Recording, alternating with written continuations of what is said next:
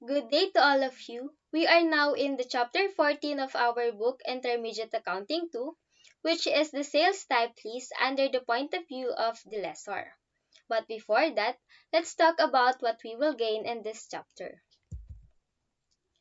Chapter 14 wants us to understand a sales type list on the part of the lessor, to expound gross investment and net investment in the sales type of lease, and to recognize gross income on sale and interest income in the sales type lease. So, let's start. What is a lessor? Lessor in a sales type lease is actually a manufacturer or dealer that uses the lease as a means of facilitating the sales of product. There are many similarities between the accounting for sales type lease and a direct finance lease. And this time, we will talk about what we have called sales type financing lease. A sales type lease involves the recognition of a manufacturer's or dealer profit on the transfer of the asset to the lease in addition to the recognition of interest income. Ginagamit ang sales type lease kung yung mismong binibilhan mo ay ang may-ari ng asset at doon din magbabayad ng monthly, in a sense na ita-transfer yung title the moment na magiging fully paid ka. The lessor and the owner of that particular asset that you will buy ay iisa. In other words, walang third party na magagana para kausapin. Sa sales type, dalawa ang hinahanap ng lessor o kanyang motivating factor. Ito ay ang gross profit or ang interest. Next slide will be the 7 sales type lease. The first one is the gross investment, or what we call lease receivable. It is the absolute amount or no present value involved of all rental payments. It also includes the residual value whether it is guaranteed or unguaranteed. Kapag sinabing guaranteed, ginagarantii ni lessee which is a party unrelated to the lease. Ito ay kapag pinapangako ni lessee na pagkatapos ng lease term ay ibabalik ang value. While the unguaranteed is related sa lessor. Next is the net investment in the lease. It is actually the sales.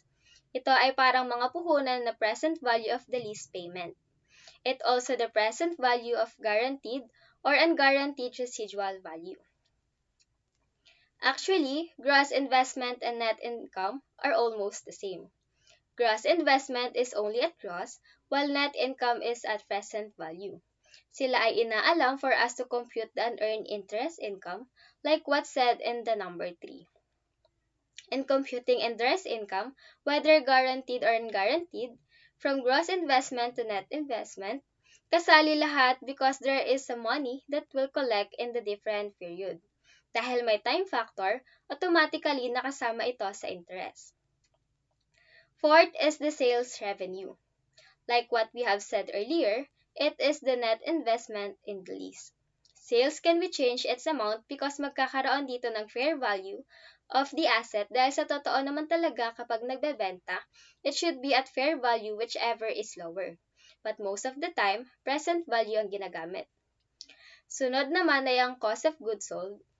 As we all know, it is equal to the cost of asset sold minus the present value of unguaranteed residual value plus the initial direct cost paid by the lessor. Sixth one is about the gross income. How we will solve the gross income? It should be sales minus cost and we will get the gross profit. Sales here can be determined easily since it is the net investment in the lease. Cost of goods sold is the carrying amount of the particular inventory. In computing gross income, yung sales amount ay hindi sa lahat ng pagkakataon ay equal sa present value of the lease payment. Hindi dito sinasama ng guaranteed residual in computing the sales. Other person will pay for here. Lastly is yung initial direct cost. In lessee, under the POV of the finance lease, indirect cost is capitalized. Si lessee ay need gumastos ng initial direct cost to continue the lease na nagiging reason para magamit ang right of use asset. While in lessor, direct finance lease, the initial direct cost is capitalized. Example, you bought a particular object para ibigay kay lessee. Pero mabibili ito kapag mayroong initial direct cost. Kapag si lessor naman under finance lease of sales type of treatment and direct costs, hindi ito kailangan para mabuo ang isang particular object, but rather kailangan para matuloy isang leasing transaction or actually the sale. It is treated as cost of sale. So again, in computing gross income, it is not only deducted into cost of goods sold, but also in initial direct cost too. So let's proceed in our sample illustration. Pause the video to read the given problem. Lessor Company is a dealer in machinery. Let's make the journal entry. First, we will record the sale. We will debit lease receivable of 2 million. How to get that? Let's just get the annual rental payment amounting for 100,000 and multiply to the lease term of 5 years. Next is to credit sales amounting to 1,440,000 since ito yung present value of rentals. Also, credit and earn interest income amounting to 560. Deduct only the transaction above. The gross income of 440,000 is not separately recorded because it is included already in the sales revenue. Second journal entry will be the recording of cost of goods sold. Assuming the perpetual system is used, we will only use the accounting title of cost of goods sold, debited amounting to 1 million, and credit inventory with the same amount. It was the cost of machinery. Third journal entry will be the recording of interest income of 2,000.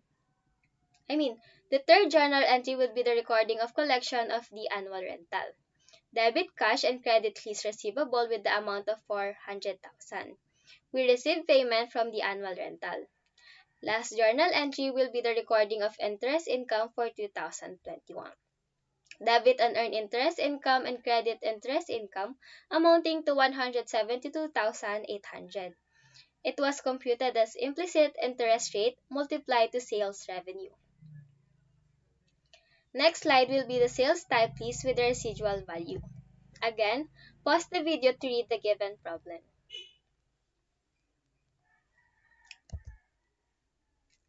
Residual value guarantee. To get that lease receivable or gross investment, you just need to add gross rental and residual value guarantee. Gross rental was computed by multiplying the lease term to the annual rental. 800,000 multiplied by 5 years is 4 million, and add 200,000 is equal to 4,200,000. In computing net investment, just add the present value of gross rental. 800,000 multiplied to 3.7908, or the ordinary annuity of 1 of 5 periods at 10%, then add to the present value of the residual value guarantee, 200,000 multiplied by 0.6209, or the present value of 1 of 5 periods of 10%. We can get the amount of 3,156,820. To get the unearned interest income, let's just minus both given above. 4,200,000 minus 3,156,820 is equals to 1,043,180. Lastly, the gross income. Sales revenue is deducted to cost of machinery and initial direct costs. We can get the value of 1,056,820. So now, let's make a journal entry for January 1, 2021. Debit lease receivable amounting to 4,200,000, cost of goods sold of 2 million, then credit sales of 3,156,820, unearned interest income of 1,043,180, and inventory of 2 million.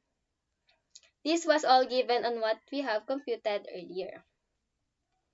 Next is to debit cost of goods sold and credit cash amounting to 100,000. The initial direct cost is charged directly to the cost of goods sold. So, sales minus cost of goods sold or 3,156,820 and 2,100,000. And we will get the gross income amounting to 1,056,820. Cost of machinery sold also will be deducted to initial direct cost to get the cost of goods sold of 2,100,000. Under naman ang guarantee residual value. As you can see, the computation is same like in the previous slide.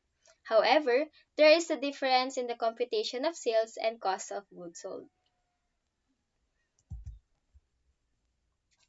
Under the residual value guarantee scenario, the present value of the residual value is included in the sales revenue because the lessor knows that the entire asset has been sold.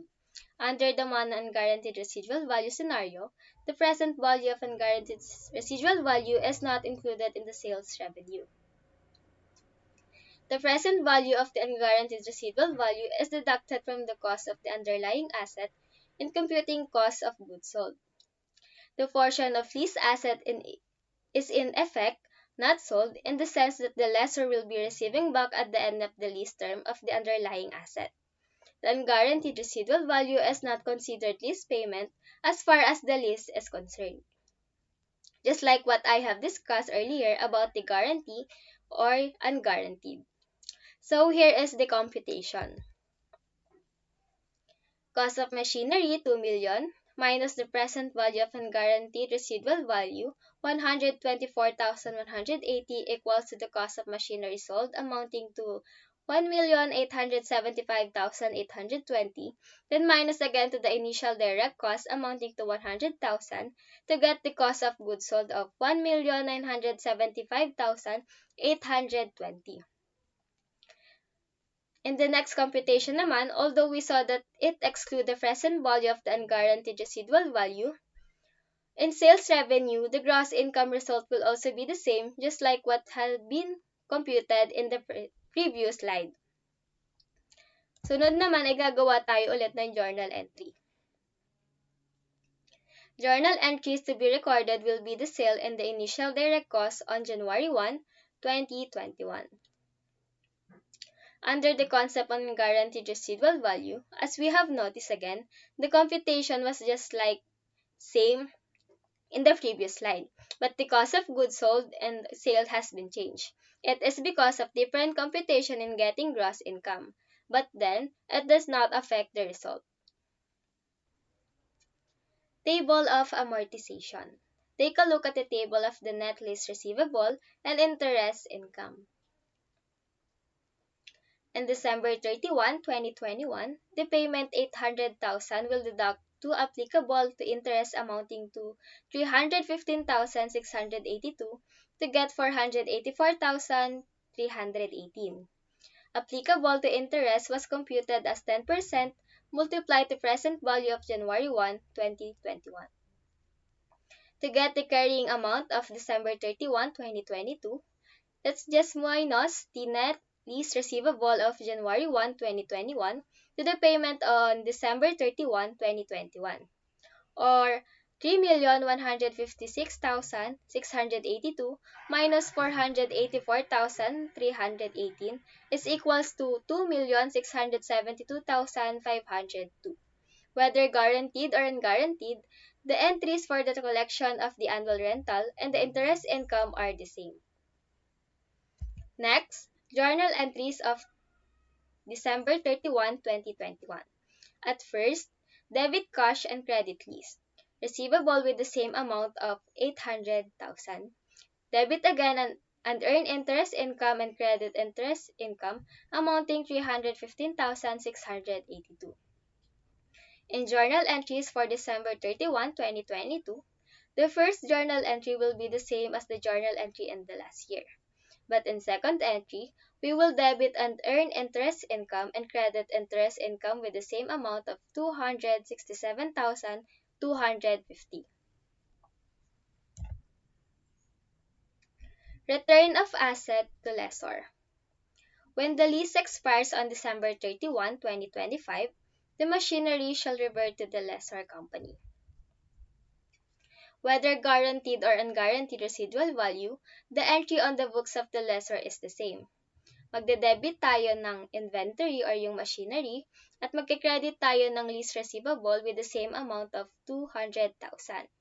To complete the illustration, assume on December 31, 2025, nag-end yung lease term, the fair value of the machinery is only 150 peso. Under the residual value guarantee scenario, the lessee shall make up for the deficiency by paying the difference. So, magde-debit ulit tayo ng cash amounting to 50,000 and magde-debit ulit ng inventory amounting to 150,000 and magka-credit na tayo ng lease receivable amounting to 200,000. Under naman na ang guaranteed scenario, the lessor shall recognize a loss for the difference. Sa halip na cash yung ilalagay natin, magiging loss on finance lease na. Magde-debit tayo ng loss amounting to 50,000, debit again inventory amounting to 150,000, and mag-credit tayo ng lease receivable amounting to 200,000. It should be noted that in the example, the sales type lease stipulates that the underlying asset will return to the lessor upon the contract termination. However, the residual value is entirely disregarded by the lessor in the calculation of an earned interest income and gross sale revenue if the underlying asset does not revert to the lessor. If the lease computation either a purchase option, which is reasonably certain to be exercised, or transfer of title to the lease upon the expiration of the lease, the underlying asset shall remain with the lessee. So, continuation of chapter 14, which is sales type lease for lessor. So, ngayon naman, we're gonna talk about sales type lease with purchase option. So, ngayon, ano muna yung purchase option? Ang purchase option, this is often agreed upon by the two parties involved before the lease contract is made, wherein the lessee has an opportunity to purchase the underlying asset that is being leased after the lease term is completed. In short, it is the right given to the lessee by the lessor to buy the leased item. So meaning, pag sinabi nating purchase option, yung ang purchase option, ito yung right na ginagrant sa lessee na kung saan yung lessee may opportunity siya na bilhin, yun nga, i-purchase yung underlying asset na nililist niya after the lease term. After makumpleto yung lease term, so meron siyang option or meron siyang choice na bilhin yung underlying asset na list item. So, yun yung purchase option. So, to have further explanation and further understanding about sales type lease with purchase option, so let's have an illustration. So, an entity is a dealer in equipment. So, on January 1, 2021, an equipment is leased to another entity with the following provision. So, ito yung mga information. So, annual rental payable at the end of each year is 500,000. Ang lease term is 4 years. The useful life of the equipment is 5 years. And then, the cost of the equipment is 1,000. Initial direct cost na binayaran ng lessor ay 100,000. The purchase option is 200,000. The implicit interest rate, of course, sa lease interest rate sa pagli-lease ay 8%, and then the present value of ordinary annuity of 1 at 8% for 4 periods is 3.312, which is alam na very familiar na tayo sa present value from the very beginning, and then present value of 1 at 8% for 4 periods is 0.735. So ngayon dito sa purchase option, so sa lease sales type lease with purchase option, it is reasonably certain that the lessee shall exercise the purchase option at December 31, 2024. So, meaning, dun sa lease contract, meron dibang purchase option yung lessee. And then, dun nung nagawa yung lease contract, it is certain, reasonably certain, meaning, sa December 31, 2024, na matatapos yung lease term ay i-exercise, meaning gagamitin ni lessee yung opportunity niya na bilhin yung equipment na yon para mapunta na sa kanya at hindi na sa lessor. So, ang computation natin dyan is yung gross rental. So, yung rental natin, so magkano lahat nung ating makukuha sa lessor, di ba? So, 500,000 yung annual, di ba? So, that will be 500,000 times 4 periods. So, 2 million yung makukuha natin. Plus the purchase option na binigay natin, that will be 200,000. So, magkano kabuuan nung receivable nating matatanggap? So, that will be 2,200,000. Pero magkano lang yung present value nila? Yung present value ng gross rental natin na 2 million. So, 500,000 times the 3.312. So, ito ay present value of ordinary annuity at 8% for 4 periods. So, that will be 1,656,000. Then the present value of purchase option, which is 200,000, di ba? 200,000 yung purchase option sa 0.735. So, bakit itong 0.35 is present value lang at hindi ordinary annuity? Because ang purchase option ay isahang transaction nga lang. So, ang present value niya is 147,000. And then the total present value o yung net investment talaga natin ay 1,803,000. So, yung gross investment natin, yung matatanggap talaga natin is 2,200,000. Tapos, yung net investment natin o yung investment natin dun sa pagpapaano ng equipment is 1,803,000. So, yung magiging interest income natin o yung interest na makukuha natin doon ay 397,000.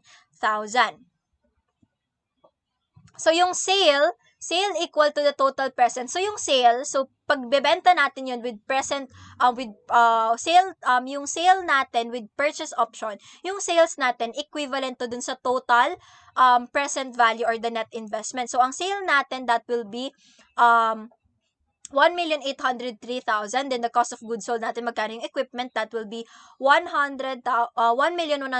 Kasi 1 million yung cost ng equipment. Yung initial direct cost na binayaran ng lessor is 100,000. So, ang total ng cost of goods sold natin ay 1,100,000. So, ang gross income natin ay 703,000. So, yun nga, yung para makuha natin yung cost of goods sold. So, yung journal entry natin ng January 1, 2021, if ang ginamit natin is perpetual system, na kung saan pag perpetual system, gumagamit tayo ng inventory, di ba? So, and cost of goods sold. So, usually kasi ang ginagamit natin sa mga sales type lease na may purchase option is perpetual naman usually ang ginagamit at hindi periodic. So, we have the lease receivable. Magkano ba yung matatanggap talaga natin? That will be 2,200,000. And then, the cost of goods sold, of course, 1,100,000. Yung sales natin is the net investment. That will be 1,803,000. The unearned interest income na nakuha natin kanina, 397,000. Then yung inventory natin and the cash na binayaran natin is 100. So the total amortization, so paano yung magiging bayad sa atin noon o magkano yung magiging breakdown ng bayad sa atin? So yung present, ito yung table of amortization.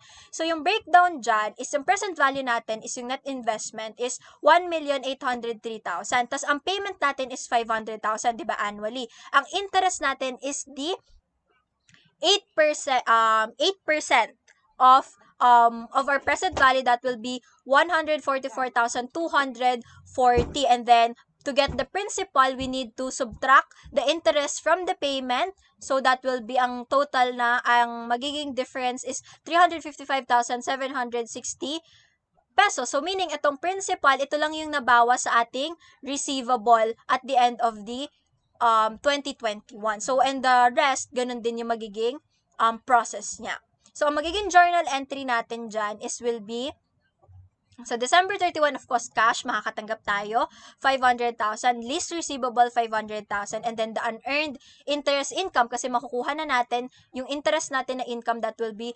144,240, interest income, that will be 144,240.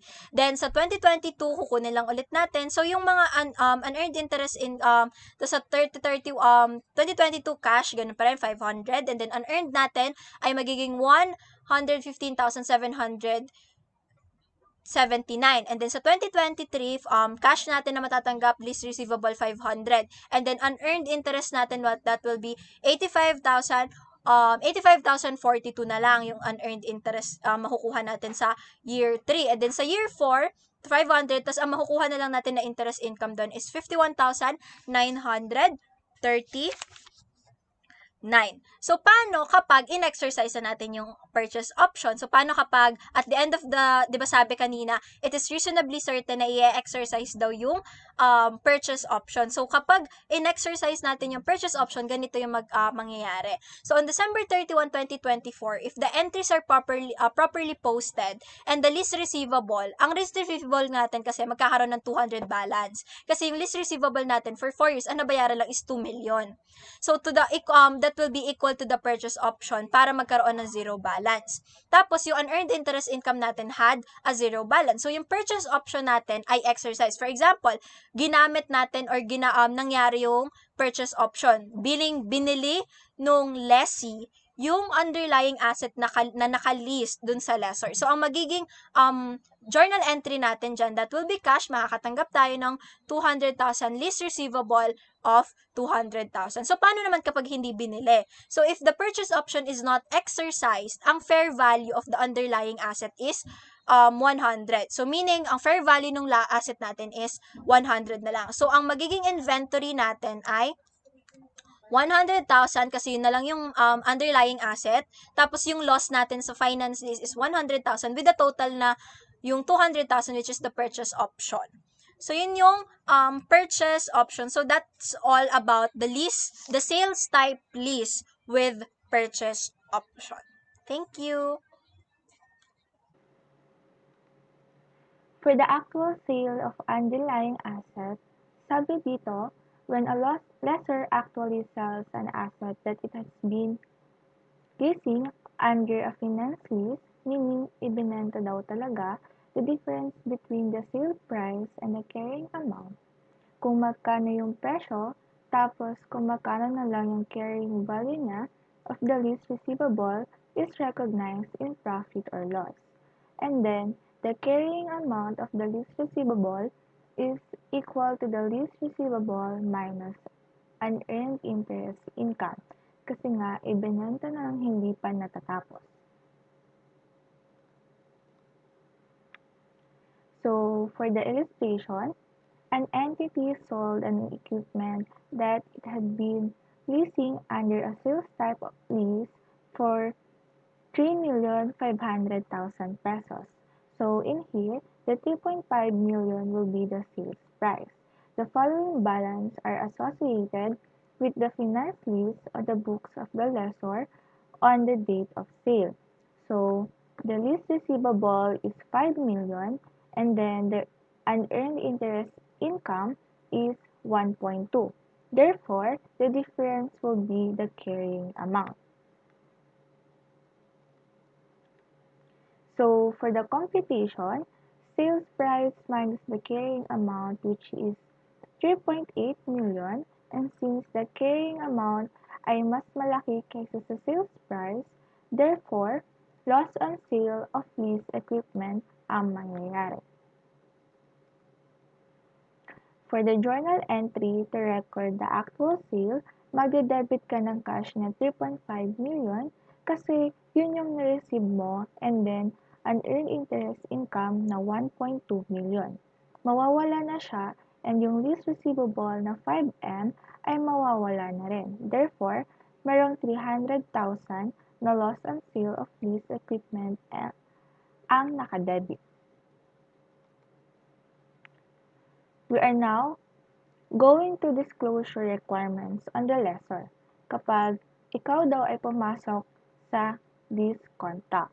So, sabi dito, magmamatter din yung disclosure natin with whether your model is finance lease or operating lease. Under the finance lease, kailangan i-disclose mo doon since pag finance lease, pwedeng direct financing or sales type. So, there is the selling profit or loss, finance income or yung interest income, and then income from variable lease payments. While on the operating lease is the lease income or rental income niya. And then, yung income related to the variable lease payments. For the additional requirements, it includes qualitative and quantitative information. Pag sinabi natin qualitative, magmamatter na may amount will affect the primary users of financial statements. So, part of that is leasing activities o yung mga ginagawa related sa leasing and the lessor's risk management.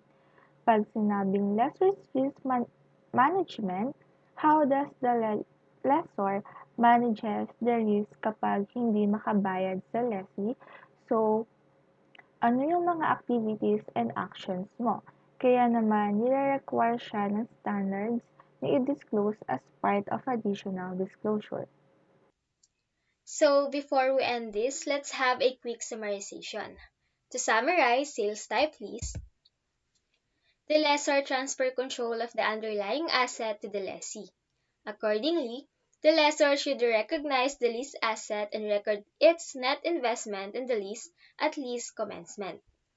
The lessor's gross investment in the lease is the amount of the minimum lease payment, which include periodic payments plus guaranteed residual value, plus any amounts of unguaranteed residual value.